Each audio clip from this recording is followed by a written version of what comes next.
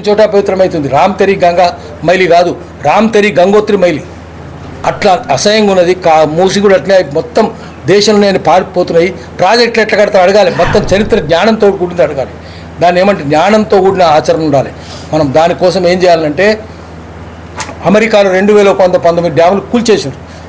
నీళ్లు పారాలి. ఎప్పుడు stagnant water తాగకూడదు.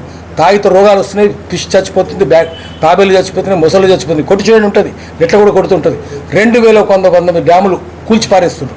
యూరోపియన్ యూనియన్లో కూడా కూల్చేస్తున్నారు. ఇక్కడ కడుతున్నారు. ఎందుకంటే మెగా కృష్ణారెడ్డి అంటే అమ్ముడు పోవాలి. కాంట్రాక్టర్లు, ఇంజనీర్లు, పాలిటీషియన్స్ అందరు బ్రోకర్లు అయిపోయారు. మొత్తం నాశనం చేస్తున్నారు. నదులను నాశనం చేస్తున్నారు. నదులు పారాలి, పారితేనే ఉంటుంది. అట్లా మనం ప్రతిదాన్ని ప్రశ్నించాలి. ప్రకృతి గురించి ఆలోచించాలి. రేపు ఆర్కిటిక్ ఖండం కరిగిపోయింది. ఆర్కిటిక్ ఖండం కరిగిపోతే ఏమైపోయింది? మొత్తం 10% మిగిలింది. అది పెద్ద ఖండం కదా, మంచు ఖండం. మంచు అంతా పోయింది. మంచు ఎడారి సైబీరియా కరిగిపోయింది. హైదరాబాద్ 26 degrees ఉంటే మేము శ్రీనగర్ పోయినాం, అక్కడ 35 degrees ఉంది. ఎందుకంటే గ్లేషియర్స్ అని కరిగిపోయినాయి. ఏమి లేవు అక్కడ. ఇంత అయితే ఏమవుతుంది? సముద్రాలు పొంగుతున్నాయి.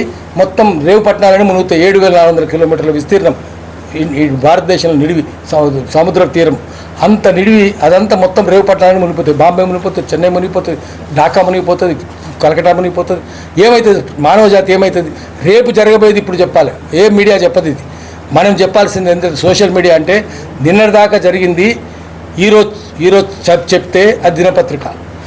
ఈరోజు జరిగేది ఇప్పుడు చెప్తే అది శాటిలైట్. ఇప్పుడు జరిగేది ఇప్పుడు చెప్తే శాటిలైట్ మీడియా కావచ్చు, లేదా కేబుల్ మీడియా కావచ్చు. మేము రేపు జరగబోయేది ఇప్పుడు చెప్తే అది సోషల్ మీడియా అవుతుంది.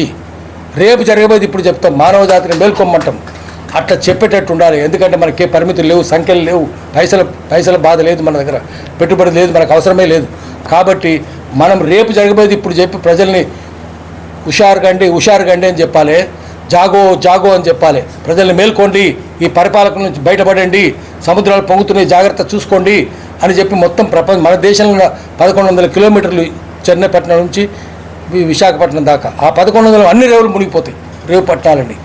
ఆఖరికి వీళ్ళ పక్కన ప్రెస్ ఉంది. మీడియా అంటేనే గుత్తాధిపత్తి నడిపించే పెట్టుబడిదారులది. అది క్యాపిటలిస్ట్ ప్రెస్. ఇప్పుడు ఇది సోషల్ మీడియా, అది common man press. Capitalist press versus common man press. Common man media ఏంటంటే సామాన్య జీవితాన్ని చూపించాలి. రాజకీయ నాయకుల చుట్టూ తిరగొద్దు. అస్సలు వాళ్ళకు ఈ సమంత గౌరవం కూడా ఇవ్వద్దు. లెక్కనే పెట్టొద్దు దొంగలను. రాజకీయ నాయకులను కానీ, సినిమా స్టార్స్ని కానీ గ్లామర్ ఉన్నా, అధికారం ఉన్నా చెత్తబుట్లు పడేసేయాలి. అది పనికిరాని గ్లామర్. దొంగలు డబ్బులు ఇచ్చి కొన్నారు, అది సృష్టించుకున్నది. అది అట్లా కాదు. సామాన్య చుట్టూ, నోరు లేని సామాన్య చుట్టూ తిరగాలి. నోరు లేని వాళ్ళు నోరు కావాలి, వెన్నుపూస లేని వెన్నుపూస కావాలి. మనం ఎందుకంటే ఆ రాజకీయాలు ఉన్న వాళ్ళందరూ ఎవరున్నారంటే spineless wonders, brainless wonders, heartless wonders, tongueless wonders and soulless wonders. బేజుబాన్ ఆర్ బేజమీర్ అని అంటారు ఉర్దూలో. మనకి ఆత్మ లేదు, నాలుక లేదు. అటువంటి వాళ్ళు వద్దు మనకు. వాళ్ళని పట్టించుకోం. పూచిక పిల్లల్లో కూడా ఏం రాజకీయ నాయకులకు. ఎందుకంటే అందరూ దొంగలు, క్లెప్టోక్రాట్స్. కాబట్టి సినిమాల్లో కూడా అటువంటి వాళ్ళే ఉంటారు. పచ్చి బూత్ ఉంటుంది దాంట్లో. ఇంకేముండదు తెలుగు సినిమాలు మాత్రం. అందుకని వాళ్ళని పట్టించుకోవద్దు. క్రికెట్ అనేది ఆటనే కాదు. Degree of difficulty 0. World Olympics వాళ్ళే చెప్పిన degree of difficulty in cricket is 0. మీరు బాక్సింగ్లో ఇంకో దాంట్లో చాలా ఉంటుంది. దీంట్లో ఏం లేదు, డిగ్రీ ఆఫ్ డిఫికల్టీ లేదు, టీం వర్క్ కూడా లేదు. దాన్ని చూపిస్తున్నారు దొంగలంతా. అందుకని అది మనం చెత్తపుట్లో పడేద్దాము. ప్రతిదీ సైంటిఫిక్గా ఉండాలి, విమర్శనాత్మక దృక్పథమే ఉండాలి. ఎందుకంటే జర్నలిజానికి కేంద్ర బిందువు విమర్శనాత్మకమైన ఆలోచన. Critical thought is central to journalism. Critical thought చూడాలి. నల్లని అన్ని నీళ్లు, తెలియని పాలని నమ్మొద్దు. నమ్మితే జర్నలిజమే కాదు. పలానా మందు పనిచేస్తుందని చెప్తే అది ల్యాబ్లో పెట్టి చూపించి మాకు మీరు క్లినికల్ ట్రయల్స్ చేసినవా లేదా, ఎనిమల్స్ మీద వాడినవా, హ్యూమన్ వాలంటీర్స్ మీద వాడినవా, గుడ్ మ్యానుఫ్యాక్చరింగ్ ప్రాక్టీస్ ఉన్నాయా లేదా అని ప్రశ్నించాలి. ప్రశ్నించి మీకు ఎక్కడున్నాయి, దీని ఇన్స్టిట్యూషన్ కానీ, ప్రొఫెసర్ కానీ, పేషెంట్ కానీ పార్టీగా చేసినవా లేదా అని చెప్పి ప్రశ్నించేటట్టుగా ప్రతిదీ అట్నే ఉండాలి. సైంటిఫిక్ ఎవిడెన్స్ మాకు చూపించండి అని చెప్పేటట్టుగా ఉండాలి. ఏది గుడ్డిగా నమ్మనే వద్దు. అట్లా పీపుల్ సెంట్రిక్ జర్నలిజం రావాలి. People centric journalism, critical thought centric journalism అట్లా ఉండేటట్టుగా జర్నలిజం డెవలప్ చేద్దాము. అదంతా మాఫియా మొనాపలి ప్రెస్. అది గటర్ ప్రెస్. గటర్ అంటే దుర్గంధం దాంట్లో ఉండేది. గటర్ అంటే మురికి కాలువనే దాంట్లో ఉన్నది. గటర్ ఆర్ బటర్ అంటే మస్కా కొట్టుడు అదొద్దు. మనకు కావాల్సింది మనము ప్రజల చుట్టూ, ప్రజల నాలుకగా ఉండాలి. అటువంటి జర్నలిజం పేదోని నాలుకగా ఉండాలి. పేదోని నుట్టిరుపును దానికి యాంప్లిఫైర్ పెట్టి పెద్దగా వినిపించాలి. పరిపాలకులు సెక్రటరియట్లో పడుకున్న వాళ్ళు లేదా ఫామ్ హౌస్లో పడుకున్న వాళ్ళు చెవుల బద్దలు కొట్టేట్టుండాలి. అట్లా వినిపించాలి. వినిపించి మద్య నిషేధం పెట్టు అడగాలి. మనం ఎందుకు తాగి చస్తున్నారు పోరలు, నార్కోటిక్స్ ఎందుకు వస్తున్నాయి, గంజా ఎందుకు వస్తుంది, నల్లమందు గ్రామాలకు ఎందుకు వస్తున్నాయి, ఏ చదువు ఎందుకు లేదు, విద్య ఎందుకు లేదు, వైద్యం ఎందుకు లేదు, ఆదివాసులు ఎందుకు చచ్చిపోతున్నారు, ఆదివాసుల హక్కు కదా, ఆదివాసి చట్టాలు తీసుకొచ్చి చెప్తాం, ఆదివాసుల హక్కు కదా, నువ్వు వాడు అడిగి వాంది కదా. నిజాం కూడా వాళ్ళకి 1,80,000 ఎకరాలు ఇస్తే లాగేసుకుంటున్నారు, వచ్చిన ప్రభుత్వాలను లాగేసుకున్నాయి, వాళ్ళని బతకనిస్తలేరు. అబారిజినల్ ట్రైబ్స్ వాళ్ళు, ఆ మూలవాసులు వాళ్ళని వాదన హక్కు నీకు ఎక్కడుంటుంది? చెంచులను అక్కడి నుంచి తరిమేసే హక్కు పోలీసులకు ఎక్కడి నుంచి వచ్చింది? బయటోడు కదా, రెవెన్యూడు బయటోడు కదా, వాళ్ళ రాజ్యం కదా, 80,000 సంవత్సరాల నుంచి వాళ్ళు అక్కడే ఉంటున్నట్టుగా ఆధారాలు కూడా ఉన్నాయి. అయినా సరే ఏమంటారు అంటారు, రుజువు చేసి గోండులు అంతే. ఎందుకు తరిమేస్తారు గోండుల్ని? చెంచులు ఎంత తరుపుతారు, కొండరేళ్ళు ఎంత తరుపుతారు, కోయలు ఎంత తరుపుతారు, ఆఖరి పోలవరం కట్టి కోయలు కొండరేళ్ళు 2 లక్షల మందిని ముంచుతున్నారు. ఎట్లా ముంచుతారు? ఇవన్నీ అడగాలి కదా. ఎవరిని అడుగు, ఏ ఛానల్ని అడుగుతున్నదా, ఏ పత్రికను అడుగుతున్నదా? ఎవరు అడుగుతలేడు. ఆఖరికి భద్రాచలం కడతామని రాముడు జై శ్రీరామ్ అని చెప్పేటోళ్ళు కూడా భద్రాచలం ముంచుతున్నారు. కట్టేది సెంట్రల్ గవర్నమెంట్. ఇప్పటికే కళ్యాణ కట్ట మునిగింది, నవగ్రహాలయం మునిగింది, ఆంజనేయ స్వామి గుడి మునిగింది, పర్ణశాల కూడా మునిగింది. కానీ అంతకంటే పెద్ద ప్రమాదం 2 లక్షల మంది కోయిలు కొండలు నిర్వాసితులు అవుతున్నారు. రిలీఫ్ అండ్ రిహాబిలిటేషన్ ప్యాకేజ్ కూడా లేదు. ఫార్మా ఎట్లా తెస్తావు నువ్వు? మూసి శుభ్రం చేస్తానంటే మూసి అపరిశుభ్రంగా ఎందుకు అయింది? అపరిశుభ్రంగా ఎందుకు అయిందంటే మొత్తం మూసి ఫార్మా పొల్యూషన్ వస్తుంది. తలకాయ నుండి మాట్లాడుతున్నా, మీరు అడగాలి కదా, గట్టిగా అడుగుతున్నా. ఏ పత్రిక అడుగుతుందా? అడగదు కదా. ఆఖరికి గంగా మైలు కాదు, గంగోత్రి దగ్గర ఎస్టీపీ ప్లాంట్ పెట్టిన గంగోత్రి ఎక్కడైతే గంగ పుట్టిందో అక్కడ సూయేజ్ ట్రీట్మెంట్ ఇంట్లో కూడా కొట్టించండి. మొత్తం బొగ్గు 6 జిల్లాల బొగ్గు ఉత్పత్తి అవుతుంది. 6 జిల్లా సింగరేణి మూతపడుతుంది. మూతపడితే మంచిర్యాల ఉండదు, గోదావరి ఉండదు, రామగుండం ఉండదు, భూపాలపల్లి ఉండదు, అటు ఏముండదు, మొత్తం పోతాయి. ఇల్లందు కూడా ఉండదు, ఇల్లందు పోతుంది, సత్తుపల్లి పోతుంది, అన్నీ పోతాయి, ఏముండయి. కొత్తగూడెం కూడా పోతుంది. ఇవన్నీ మూతపడతాయి.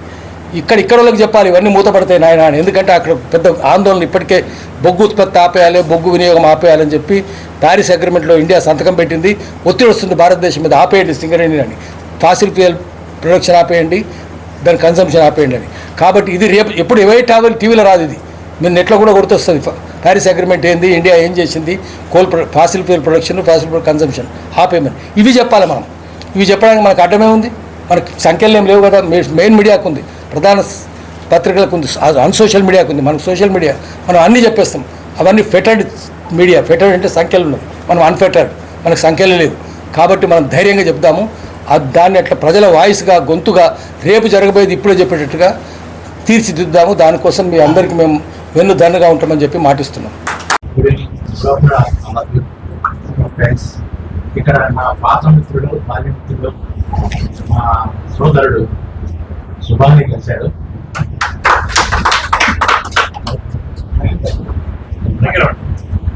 దాదాపు 30 సంవత్సరాల క్రితం మేము ఆయన పెళ్లి చేసిన మహబాద్ వచ్చాడు, నేను హైదరాబాద్ వచ్చేసాను.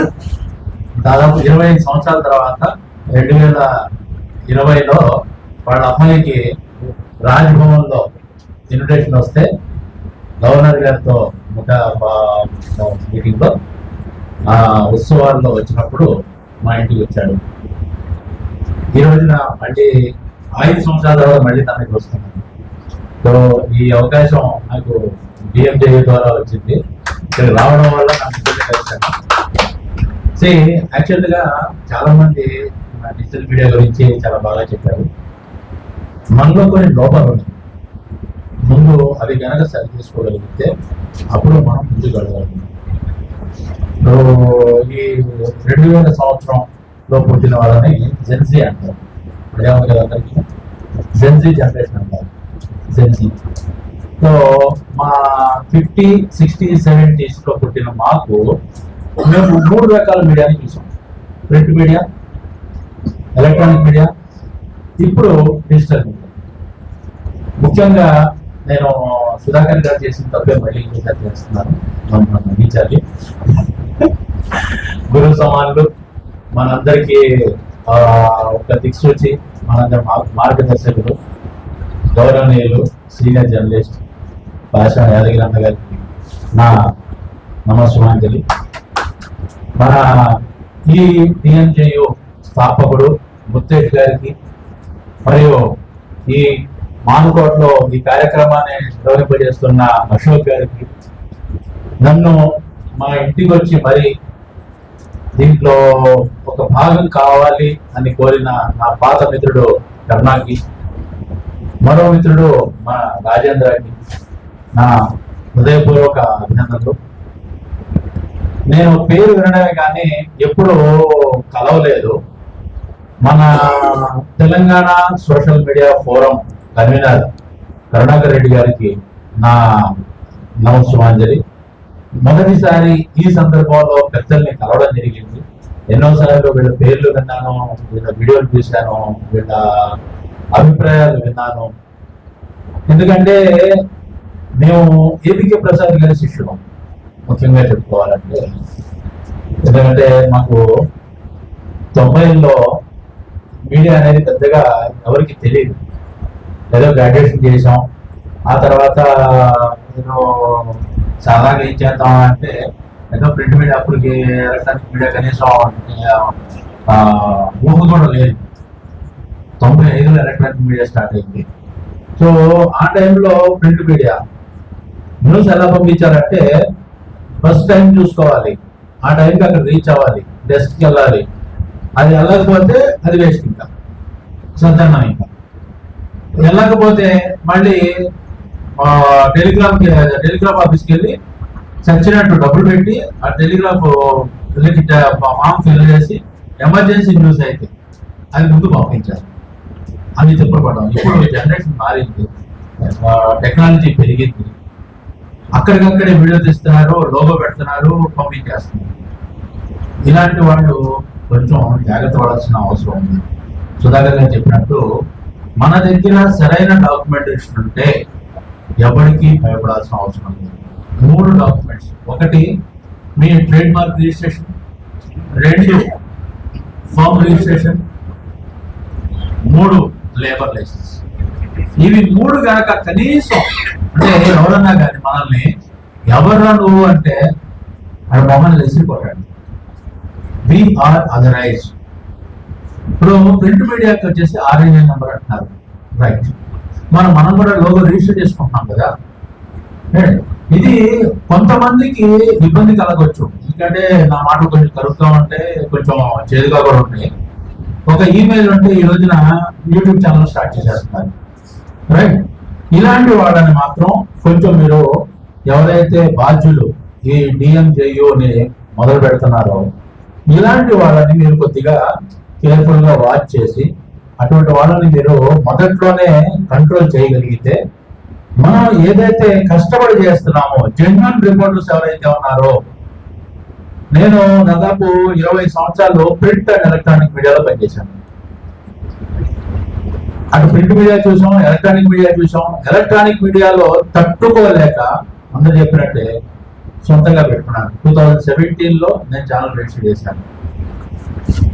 ఓకే, సో అప్పటి నుంచి కూడాను నేను కూడా చాలా ఎత్తుపాలను చూశాను. బీహార్, జార్ఖండ్, యూపీ, హర్యానాలో కేబుల్ ఛానల్ గా రన్ చేశాను.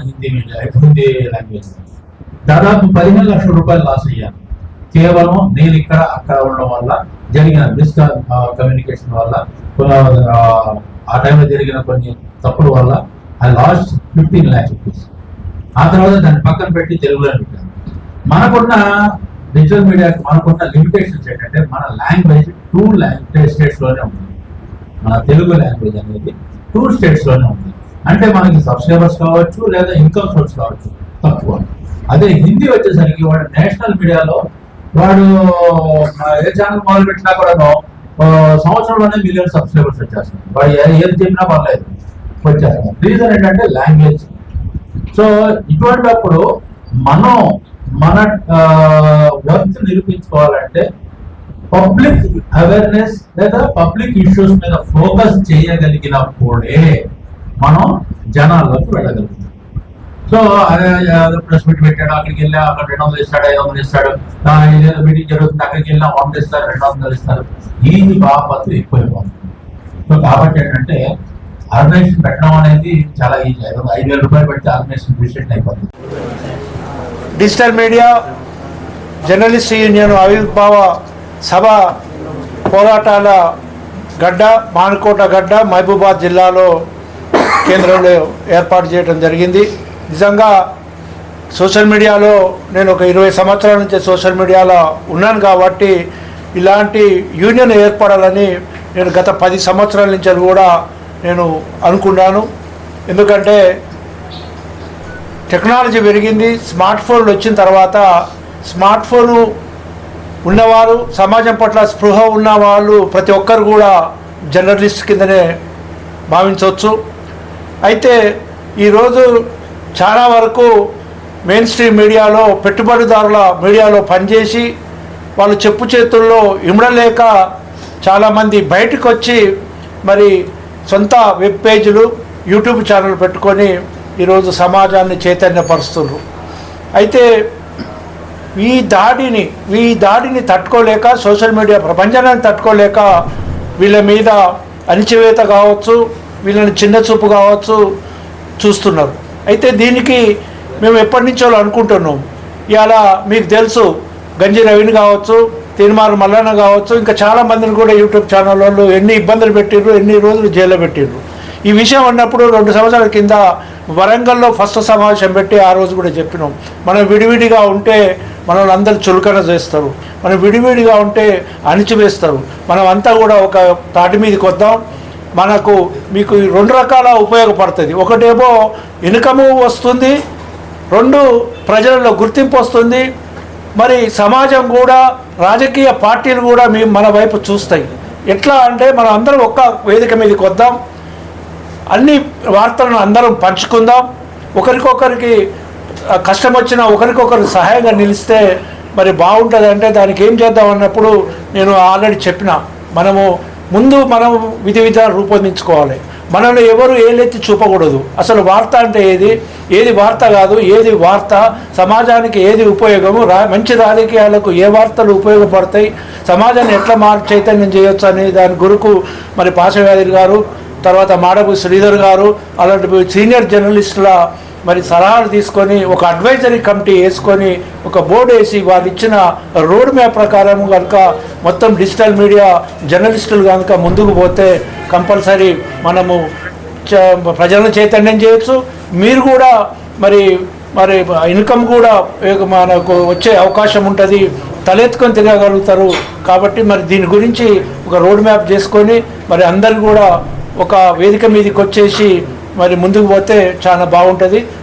ఇంకోటి ఏంటంటే టెక్నాలజీని చాలా టెక్నాలజీ ఉంది, మనకు ఇంకా ఉపయోగించుకొని దాని కొరకు ఒక ట్రైనింగ్ ప్రోగ్రామ్ కూడా పెట్టుకోవాల్సిన అవసరం ఉంది. ఏదో యూట్యూబ్లో వస్తుంది, యూట్యూబ్లోకి మనం అప్లోడ్ చేస్తే అయిపోద్దని కాదు, ఇంకా వేరే ప్లాట్ఫామ్స్ ఉన్నాయి, దాన్ని ఎలా చేసుకోవచ్చు. మన మొత్తం యూనియన్లో ఉన్న మెంబర్స్ యొక్క సేకరించిన న్యూస్ అనుకోకుండా ఏదన్నా విలేజ్లో అనుకోని సంఘటన జరిగినప్పుడు మన సభ్యుడు తీసే లైవ్ వీడియోను మన మెంబర్స్ కూడా అన్ని మీ సొంత సబ్స్క్రైబర్స్ కూడా చూపించే అవకాశం ఉంటుంది. కాబట్టి దాన్ని కూడా మనం ఏర్పాటు చేద్దాం. యూనియన్ నుండి హైదరాబాద్లో దాన్ని ఒక వెబ్ సెంటర్ పెట్టుకుందాం. దాన్ని అన్నీ కూడా చేస్తే చాలా మంచి పెద్దగా చేయవచ్చు. వరల్డ్ వైజ్ మొత్తం న్యూస్ కూడా మన గుప్పిట్లోకి తీసుకొని మన యూనియన్ తరఫున యూనియన్ మెంబర్లకు మనము ప్రసారం చేసే అవకాశం ఉంటుంది. కాబట్టి మళ్ళీ ఒక మీటింగ్ పెట్టుకొని అన్ని చర్చించుకొని ఒక రూట్ మ్యాప్ను తయారు చేసుకుందాం అనేది మా అభిప్రాయం.